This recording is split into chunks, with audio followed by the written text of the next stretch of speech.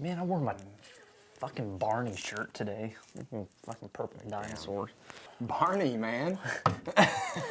Okay, so we're here to talk about confidence today because a lot of people, a lot of entrepreneurs, a lot of family people too, they lack one thing in specific, and that is confidence. And confidence is key in whatever you do. And I think that's the main thing is confidence in anything that you do in life. You know, confidence is often portrayed as arrogance or conceited or whatever the case may be. But I think the fact is, if you know you can do something, then you can say it. It's okay. If you can prove you can say it, like I've said stuff in the past that people thought was arrogant or whatever, but now we've done those things. And I say we because it's a team of people. It has to be a collective team of people. But, don't be afraid to say, I can do this, I can, do that. Because the fact is, really the arrogance comes from the person that, is saying that you can't do something. Like, how the fuck do they know what you can or can't do? That's pretty arrogant of them to think that you can't do something when you say you can. Yeah, and I think, this kind of relates back to our haters video, that if you do have haters,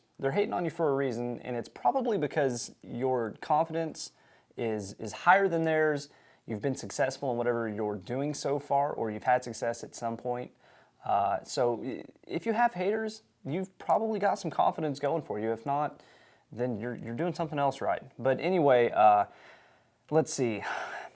Confidence, let's take it outside of the workplace for a minute. Okay, so if we go to confidence in family matters, I think confidence in a household, whether you're a wife, a husband, a son, a daughter, anything like that, confidence is key in a family because it helps you, I don't know, it helps you bond, it helps you stay strong together.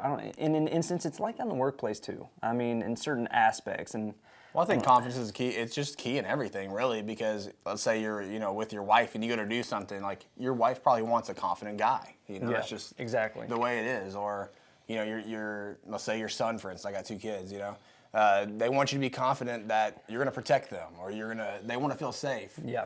And it's the same thing with business, you just gotta be confident in what you're doing. You gotta say you're gonna do something, put the work in, and then be confident that result that you want to happen is going to happen. And if you don't get the result that you want, so if you do have a failure, if at some point you have a failure, have confidence in your failures. Most likely gonna happen, so that's okay. If you don't have confidence in your failures, odds are you're probably gonna abandon what you're doing. That is the worst thing that you can do, and we went over that. I believe that was video 2. If you abandon an idea, then you're going way off track. That's not what you should do. So if you have the confidence that, okay, look, I failed, reevaluate your idea, make it better, and just have the confidence to move forward with it. Have the confidence to make it better. Absolutely. Like here's an example. So, we have a large supplement manufacturing facility. Well, when I got into supplements, I wasn't, that wasn't my profession. Like I learned it. I had confidence that I was going to be that and be the best at it. Like you see behind us, we have, a computer with some MIDI keyboard, and we mess around with some beats and stuff. I know if we really put our mind to it, we'll be great at that. Film, same way.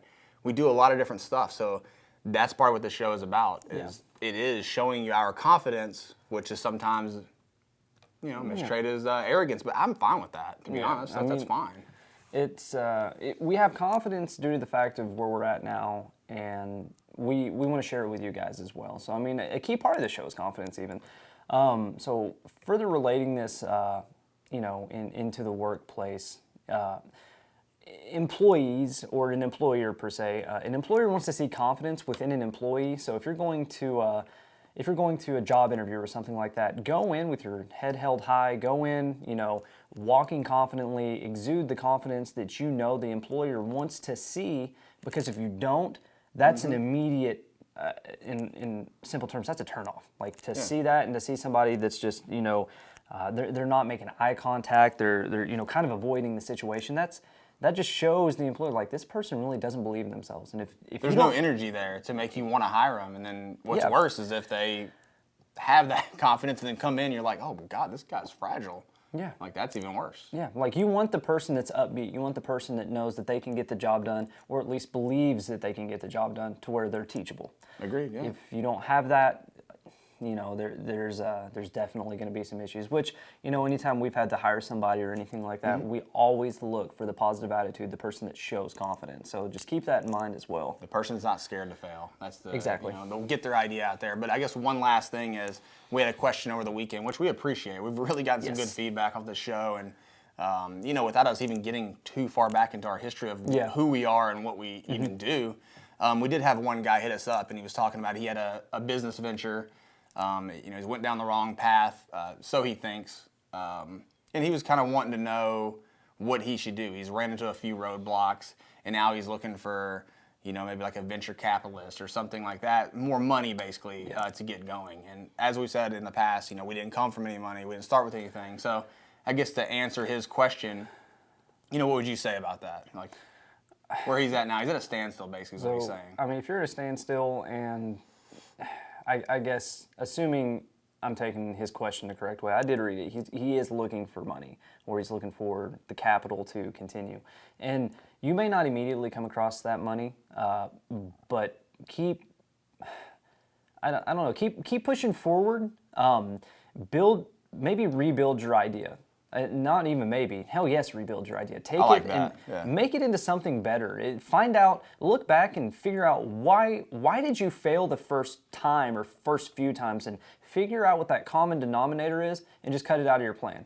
It may be something you like, but fuck it. If it's not working, get it out of your head, because you're going to continue failing. Yeah, point blank, sometimes you may think you're really talented at one thing. Yeah. And sometimes you're just not. I mean, like, I can't draw. Like, I know I can't do that. Focus on what you are good at. Yeah. Focus on what you're good at and have that confidence in that.